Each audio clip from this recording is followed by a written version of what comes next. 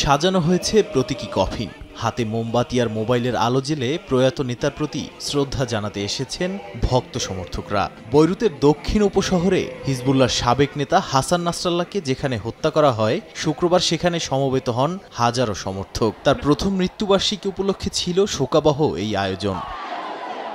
গত বছরের ২৭ সেপ্টেম্বর ইসরায়েলের বিমান হামলায় নিহত হন ৩২ বছর ধরে হিজবুল্লাহকে নেতৃত্ব দেয়া হাসান নাসরাল্লাহ। তার মৃত্যু হিজবুল্লাহ ও ইরানের জন্য বড় ধাক্কা বলে মনে করা হয়। যুদ্ধবিরতি কার্যকর হলেও লেবাননের দক্ষিণে হিজবুল্লাহর অবস্থান লক্ষ্য করে এখনও হামলা চালাচ্ছে ইসরায়েল। অন্যদিকে যুক্তরাষ্ট্র ও সৌদি আরব হিজবুল্লাহকে নিরস্ত্র করার চাপ বাড়ালেও সংগঠনটি দৃঢ়ভাবে তা প্রত্যাখ্যান করেছে। আমরা শেষ নিঃশ্বাস পর্যন্ত প্রতিরোধ করব। ষড়যন্ত্র যত বড়ই হোক, জয় আমাদের হবেই। এই দিনটিকে রাষ্ট্রীয় শোক দিবস ঘোষণা করা উচিত ছিল, কিন্তু সরকার আমাদের অবহেলা করেছে। এক বছর আগে প্রয়াত হলেও এখনও লেবানিজদের মনে বেঁচে আছেন হিজবুল্লাহর সাবেক প্রধান হাসান নাসরাল্লাহ।